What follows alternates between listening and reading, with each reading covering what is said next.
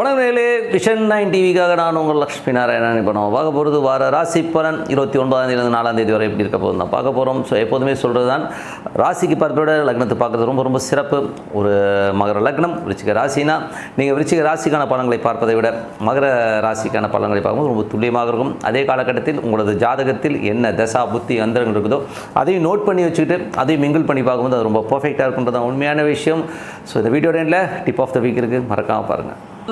துலாம் ராசிக்கு வந்து பார்த்தீங்கன்னா உங்களுக்கு ராசி அதிபதி 8ஆம் அதிபதியாகவும் வந்து அவர் வந்து 3இல் இருக்கின்ற ஒரு காலகட்டம் ரொம்ப ஸ்ட்ரெஸ்ஸாகவும் டென்ஷனாகவும் இருக்குங்க. ஸோ ரொம்ப ஒரு எமோஷனாக இருக்கிறதுக்கான வாய்ப்புகள் இருக்கும். கொஞ்சம் கவனமாக இருக்கணும். ஏதாவது ஒப்பந்தங்கள், புதிய ஒப்பந்தங்கள், நம்ம தம்பி இளைய சகோதர சார்ந்த விஷயங்களும் ஒரு எமோஷன் இருக்கிறதுக்கான வாய்ப்புகள் இருக்கணும். ரொம்ப கவனமாக இருக்கணும். யாருக்கெல்லாம் துலா லக்னமாக இருந்து யாரெல்லாம் சுக்கிர தசாபுத்தி அந்த ரொம்ப கேர்ஃபுல்லாக இருக்கின்ற ஒரு காலகட்டம். ஸோ அதெல்லாம் கொஞ்சம் பார்த்து நடந்துக்கணுங்க. அதுக்கப்புறம் 2ஆம் அதிபதி 3இல், என்றைக்குமே 2ஆம் அதிபதி 3இல் 3ஆம் அதிபதி 2இல் இருக்கும்போது சின்ன சின்ன கலகங்கள் ஏற்படுவதற்கான வாய்ப்பு இருக்குது. நமக்கு தெரியாமல் கேமரா வைக்கிறது, ஒரு ஆடியோ ரெக்கார்ட் பண்ணுறது, ஒரு ஃபோனை வந்து டேப் பண்ணுறது மாதிரி விஷயங்கள் நிறைய நடக்கும். ஸோ இது வந்து துலா லக்னமாக இருந்து செவ்வாய் தசாபுத்தி அந்த நடக்கிறதுக்கான வாய்ப்பு ரொம்ப ரொம்ப கவனமாக இருக்கணும். கொஞ்சம் எமோஷனாக இருப்பான்.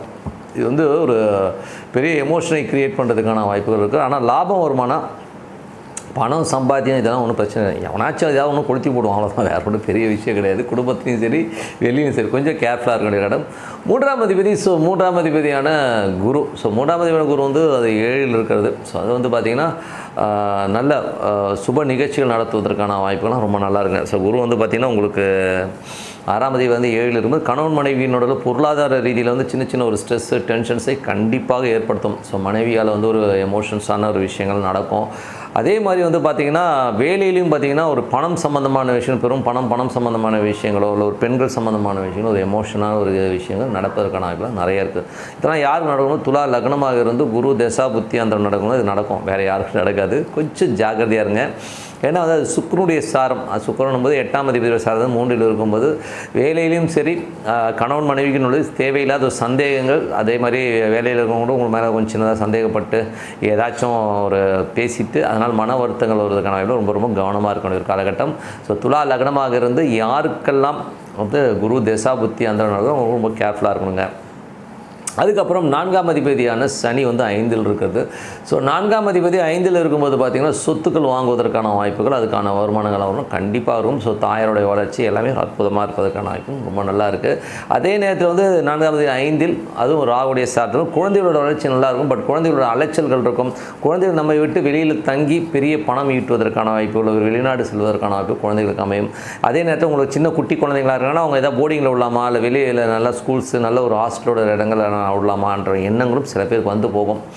ஸோ மற்றபடி ஒன்றும் பெரிய இல்லை. இல்லைனா தாத்தா பாட்டி வீட்டுக்கு போகிறதுக்கான வாய்ப்பு சில குழந்தைகளுக்கு அமையும். ஸோ இது யாருக்கெல்லாம் நடக்கணும்? இதெல்லாம் வந்து பார்த்திங்கன்னா யாரெல்லாம் துலா லக்னமாக இருந்து சனி தசாபுத்தி அந்த நடக்குது அவங்களுக்கு தான் இது மேஜராக நடப்பதற்கான வாய்ப்புலாம் ரொம்ப நல்லா இருக்குது. 6ஆம் அதிபதி வந்து உங்களுக்கு 7இல் இருக்குது. ஸோ 6ஆம் அதிபதி 7இல் இருந்து அது வந்து உங்களுக்கு 8ஆம் அதிபதி சாரத்தில் போகும்போது வேலையில் யாருக்கெல்லாம் துலா லக்னமாக இருந்து குரு தசாபுத்தி அந்த ரொம்ப ரொம்ப கேர்ஃபுல்லாக இருக்கணும் ஒரு காலகட்டங்கள். ஏன்னா வந்து அது வந்து 8ஆம் அதிபதி சாரத்தில் போகும்போது டே டு டே லைஃப்பில் வந்து தேவையில்லாத டென்ஷனையும் ஸ்ட்ரெஸ்ஸையும் ஏற்படுத்துவதற்கான வாய்ப்பு ரொம்ப ரொம்ப கவனமாக இருக்கணும். வேலையில் வந்து மற்றவங்க பேசுகிறதையோ மற்றவங்க ஏதாச்சும் கோழி முட்டி உங்களை வந்து கிளப்பி விடுறதுக்கான வாய்ப்புலாம் இருக்குது. ஸோ அதனால் ரொம்ப கவனமாக இருக்கணும். இது யாருக்கு நடக்கும் அப்படின்னும் போது இது வந்து மேஜராக வந்து துலா லக்னமாக இருந்து யாருக்கெல்லாம் குரு தசாபுத்தி அந்தரம் நடக்குதோ அவங்க ரொம்ப கேர்ஃபுல்லாக இருக்கணும் ஒரு காலகட்டங்க. அதுக்கப்புறம் 6இல் உள்ள ராகு. ஸோ யாரெல்லாம் வந்து துலா லக்னமாக வந்து ராகு தசா புத்தி அந்தரம் நடக்குதோ அவங்களுக்கு வந்து நல்ல ஒரு மாற்றங்கள், அதாவது 4இல் உள்ள புதன் வந்து பார்த்திங்கன்னா இப்போ சூரிய சால பெருத்த லாபங்கள். ஸோ நல்ல லாபங்கள், வேலையில் நல்ல லாபங்கள் இருக்கும், நல்ல ஒரு வளர்ச்சி கிடைக்கும். இதில் வந்து பார்த்திங்கன்னா வெளிநாடு வெளியூர் போகிறது, வெளி மாநிலங்களில் செல்வதற்கான வாய்ப்புகள் ரொம்ப நல்லா இருக்குங்க. ஒரு கம்ஃபர்ட் ஜோனில் வந்து இப்போது செட்டில் ஆகிறதுக்கான வாய்ப்புகளும் ரொம்ப நல்லா இருக்குங்க, நல்ல லாபத்தோட. இது யாருக்கெல்லாம் நடக்கணும் போது யாரெல்லாம் துலா லக்னமாக இருந்து ராகு தசா புத்தி அந்தரங்கள் நடக்கணும் இது பெர்ஃபெக்டாக நடப்பதற்கான வாய்ப்புலாம் ரொம்ப சிறப்பாக இருக்குங்க. அதுக்கப்புறம் 7ஆம் அதிபதி. ஸோ 7ஆம் அதிபதியான செவ்வாய் வந்து உங்களுக்கு 3இல் போகின்ற ஒரு காலகட்டத்தில் வந்து பார்த்திங்கன்னா நல்ல வளர்ச்சி, நல்ல ஏற்றங்கள் வர்றதுக்கான கொஞ்சம் வந்து நல்ல ஒரு வளர்ச்சி மட்டும் இல்லை, நல்ல லாபங்களும் அள்ளி தரதுக்கான வாய்ப்பும் ரொம்ப நல்லா இருக்குங்க. ஸோ என்னென்னா ஒரு எமோஷன்ஸ் ஜாஸ்தி இருக்கும், அவ்வளோதான். மற்றபடி வந்து எல்லாமே சிறப்பு தாங்க. புதிய ஒப்பந்தங்களாக நல்ல லாபங்கள் இருக்கிற வாய்ப்பு ரொம்ப சிறப்பாக இருக்குங்க.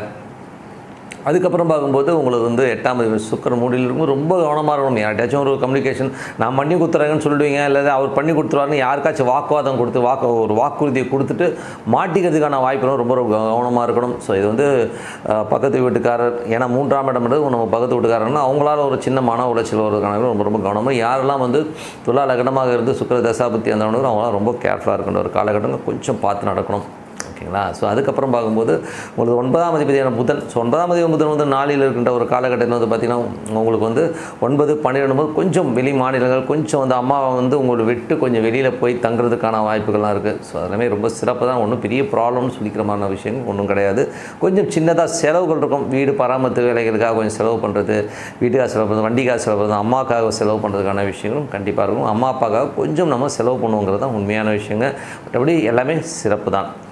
அதுக்கப்புறம் பார்க்கும்போது உங்களுக்கு 10ஆம் அதிபதி வந்து பார்த்திங்கன்னா உங்களுக்கு வந்து வாரத்தின் ஒரு முற்பகுதியில் நல்ல லாபங்களை கொடுத்தாலும் அதுக்கப்புறம் சின்ன செலவுகளை கொடுத்து அதுக்கப்புறம் பெரிய ஒரு லெவலில் நம்ம முன்னேற்றுவதற்கான வாய்ப்புலாம் நல்லாயிருக்கு. இதெல்லாம் யாருக்கு நடக்கணும்போது துலா லக்னமாகிறது சந்திர தசா புத்தி அந்தரம் நடக்கிறவங்களா பர்ஃபெக்டாக நடக்குங்க. ஸோ அதுக்கு அடுத்தது பார்த்திங்கன்னா உங்களுக்கு 11ஆம் அதிபதி சூரியன் வந்து பார்த்திங்கன்னா உங்களுக்கு சூரியன் வந்து உங்களுக்கு 4ல் இருக்கின்ற ஒரு காலகட்டத்தில் சொத்துக்களால் நல்ல லாபங்கள் வருவதற்கான வாய்ப்புகளும் அதனால் நல்ல வளர்ச்சி கிடைப்பதற்கான வாய்ப்புகளும் நல்லாயிருக்கு. இதெல்லாம் யாருக்கு நடக்கும்போது யாருக்கெல்லாம் துலா லக்னமாக இருந்து சூரிய தசா புத்தி அந்த அவங்களாம் நல்ல பர்ஃபெக்டாக நடக்கிறதுக்கான வாய்ப்பு ரொம்ப நல்லாயிருங்க. ஸோ நல்ல விஷயங்கள் நல்ல மாற்றங்கள் இருக்குன்னா பிரார்த்தனை ரொம்ப ரொம்ப அவசியம். மனதார இறைனை பிரார்த்தனை கண்டிப்பாக அடுத்த லெவல் போகிறதுக்கான வாய்ப்பு ரொம்ப சிறப்பாக இருக்குங்க. Week. So tip of the வீக்கில் இப்போ நம்ம பார்க்க போகிறது என்னென்னா, நிறைய பேர் வந்து நம்மகிட்ட ஜாதகம் பார்க்குறவங்களா இருக்கட்டும், நிறைய கிளைண்ட்ஸாக இருக்கட்டும், நண்பர்களும் சரி. ஸோ நிறைய பேர் சொல்லிக்கிற ஒரு விஷயம்னா, நான் தலைவரே ஓடிக்கிட்டே இருக்கிறேன், எனக்கு ஒன்றும் பெரிய அதிர்ஷ்டம் இல்லை, பெரிய வருமானம் இல்லை, ஒரே ஸ்ட்ரெஸ்ஸாகவே இருக்குது அப்படின்னு சொல்கிறவங்க நிறைய பேர் பார்க்குறோம். பட் அது உண்மையா அப்படின்னா, சார் ஸ்ட்ரெஸ்ஸுங்கிறது வந்து ஒன்றுமே இல்லை சார். அதிர்ஷ்டமும் சரி ஸ்ட்ரெஸ் எல்லாம் வந்து நம்மளாக உருவாக்கிற ஒரு விஷயந்தான். இப்போது ஜாதகத்தை எடுத்துக்கிட்டிங்கனாலும் எல்லோருமே வந்து ஒரு ராசி கட்டத்தை மையமாக வச்சு தான் பார்க்குறோம். ஸோ ஒரு ராசி கட்டத்தை எடுத்துக்கிறோம். இந்த ராசி கட்டத்தில் என்ன இருக்குதோ அதை வச்சு ஜாதகம் பார்த்துட்டு இது யோகம் இருக்குது, யோகம் இல்லைன்னு சொல்கிறாங்க. பட் நிறைய பேருக்கு தெரியாது, இந்த வர்க்க சக்கரம்னு ஒன்று இருக்குங்க. கிட்டத்தட்ட அது இருக்குங்க, ஒரு 60 சக்கரத்துக்கிட்டே இருக்குது. ஓகேங்களா? வர்க்க சக்கரம்னு ஒன்று இருக்குது. சப்போஸ் ராசியில் ஒரு சக்கரம் வந்து சரியாக இல்லை அப்படின்னு வச்சுப்போமே, ஒரு கிளைண்ட்டுக்கு வந்து ஒரு ஜாதகத்தில் வந்து ஒரு 8ஆம் இட அதிபதி இருக்குங்க, அதனால் ஒரு பிரச்சனை இருக்குங்க அப்படின்னு ஒருத்தர் சொல்கிறாருன்னும் போது, அப்போது எப்படி இதுக்கு பலன் எடுக்கிறது? நான் வந்து பிழைக்கணும்ல. இப்போது 20 வருஷம் சுக்கிரதேசம் இருக்குது. சுக்கிரதேசம் வந்து எதை இடமா போய் மாட்டிகிட்டு இருக்குது, ஃபுல்லாக காலின்னு சொல்ல முடியுங்களா? அப்படிலாம் கிடையவே கிடையாது. ஸோ அப்போ என்ன பண்ணணும்னா, அந்த வர்க்க சக்கரங்களை வந்து நம்ம வந்து கொஞ்சம் ஆராய்ச்சி பார்த்தோம்னா ஏதோ ஒரு லிங்க்கில் வந்து நமக்கு ஒரு லூப் ஹோல் ஒரு இது கிடைக்கும். ஓகேங்களா? ஸோ அதை வச்சு நம்ம கிளிக் ஆகி போயிடணுங்கிறது தான் உண்மையான விஷயம். உதாரணத்துக்கு என்னுடைய வாழ்க்கையில் நடந்த ஒரு விஷயத்தை சொல்லிடுறேன். நான் என் வாழ்க்கையில் வந்து பார்த்திங்கன்னா நான் நிறைய பிஸ்னஸ் பண்ணியிருக்கேன்.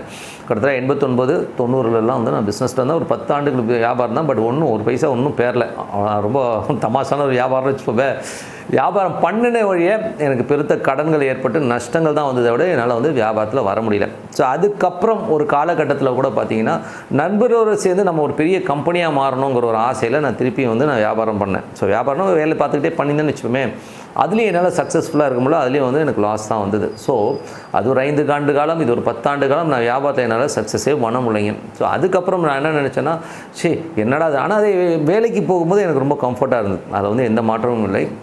அதுக்கப்புறம் வந்து அஸ்ட்ராலஜிலையும் வந்து நல்ல ஒரு நேமும் நல்ல ஒரு லெவலில் போயின்னு இருக்குன்னு தான் சொல்லலாம். ஓகேங்களா? அதில் நல்ல வருமானங்கள்லாம் கண்டிப்பாக இருக்குது. ஸோ ஏன் சொல்கிறேன்னா, அப்போ அதில் வரல, ஆனால் இதில் வருது பார்த்திங்களா? அதை கண்டுபிடிக்கிறது தான் வந்து நம்மளோட டெக்னிக்ங்க, வேறு ஒன்றுமே கிடையாது. ஓகேங்களா? 10 வேலை செய்யலாம். சில பேர் வந்து வெளியூர் போனாங்கன்னா ரொம்ப பெருசாக வந்துடுவாங்க. சில பேர் இப்போ நான் ஜோதிடத்தை எடுத்துக்கிட்டதே பார்த்திங்கன்னா என்னோடய தசாம்ச கட்டத்தை வச்சு தான் நான் ஜோதிடத்தை நான் வந்து எடுத்தேன். கடைசியில் எனக்கு சூரியன் கேதுங்கிற ஒரு காம்பினேஷனில் இருக்கும். அதுவும் ஆட்சி பெற்ற ஒரு சூரியனோட கேது இருக்கும்போது ஞானம் சம்மந்தமான விஷயம், ஞான ரீதியான விஷயம் நான் எனக்கு வரும்னு தெரிஞ்சவொன்னே நான் அதில் போகும்போது எனக்கு கிளிக் ஆகுது. அதனால தான் என்ன சொல்கிறேன்னா, வெறும் ராசி கட்டத்தை வச்சுக்கிட்டு இந்த தேசம் நல்லா இல்லை, நான் அதிர்ஷ்டம் கட்டணும்னு சொல்கிறது ரொம்ப ரொம்ப தப்பு. நீங்கள் கரெக்டான ஒரு பாயிண்ட் எடுத்து இதில் நான் போனால் ஜெயிப்பேன் அப்படின்ற லெவலில் போயிட்டீங்கன்னா கண்டிப்பாக ஜெயிச்சுருவீங்கன்றது தான் உண்மையான விஷயம். அதை வந்து நீங்கள் தேர்ந்தெடுங்க. அதனால் வந்து உங்களுக்கு என்ன விஷயம் பிடிக்கும் முதல்ல ஒரு பேப்பரில் எடுத்து எழுதுங்க. ஒரு 4-5 வாட்டி வந்து நீங்கள் வந்து உங்கள் மனசை முதல்ல வந்து தயார்படுத்திட்டீங்கனாலே போதும் அடுத்த லெவல் போகலாம். ஏன்னா எல்லோருக்குமே எல்லா காலகட்டமும் கெட்டதே நடக்குன்றது தப்பான கான்செப்ட். அந்த மாதிரி யாருக்கும் நடக்காது. ஒரு மிஞ்சி போனால் இந்த கோச்சாரத்தில் வரும்போது தான் அதெல்லாம் நடக்கும் ஒழிய மற்றபடி வந்து எந்த ஒரு அஷ்டமாதிபதி திசையாக இருக்கட்டும், இருக்கட்டும், இல்லை ஜென்ம குருவாக இருக்கட்டும், ஏழரை சனியாக இருக்கட்டும், எல்லோருக்குமே வந்து பாதகத்தை ஏற்படுத்தாது, அதை அதிர்ஷ்டமாக மாற்றலாம் அப்படிங்கிறது தான் உண்மையான விஷயம்.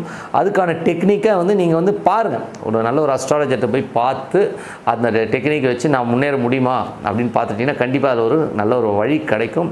நீங்கள் அந்த வழியில் போகும்போது கண்டிப்பாக வந்து பெரிய ப்ளஸ்ஸாக இருக்குது. இப்போ நிறைய பேருக்கு இந்த மாதிரி நடந்திருக்கு. நானே வந்து அந்த 10 ஆண்டுகள் வந்து வியாபாரத்தில் என்னால் பெருசாக வர முடியலன்னு இன்றைக்கி பார்க்கும்போது, நான் அது வெளி மாநிலங்களுக்கு போயிருந்தேன்னா நான் பெருசாக வந்திருப்பேன், ஒரு வெளி மாநிலங்களுக்கு போய் எங்கன்னா வேலைக்கு போயிருந்தேன்னா பெரிய அளவில் சம்பாதிச்சிருக்கலாம், நான் தொழில் செஞ்சுருக்கக்கூடாது அப்படிங்கிற விஷயங்கள்லாம் வந்து எனக்கு அதுக்கப்புறம் தான் தெரிய வருது. ஏன்னா பாருங்கள், எவ்வளோ காலம் கடந்து எனக்கு இந்த ஒரு விஷயங்கள்லாம் தெரிய வருது. இதுக்கு வந்து அன்றைக்கி எனக்கு ஆலோசனை தெரியாது. ஸோ இந்த மாதிரி அதிர்ஷ்டம் இல்லை அப்படின்னு சொல்லிட்டு ஓரம் ஒதுங்காமல் எல்லோருக்குமே அதிர்ஷ்டம் இருக்குது. முதல்ல மன ரீதியாக நீங்கள் அதிர்ஷ்டசாலி தான், எல்லோருமே அதிர்ஷ்டசாலி தான். கரெக்டான ரூட் அப்படின்னு சொல்லிட்டு உங்களிடம் வந்து விடைபெறுவது உங்கள் லக்ஷ்மி நாராயணன். நன்றி, வணக்கம்.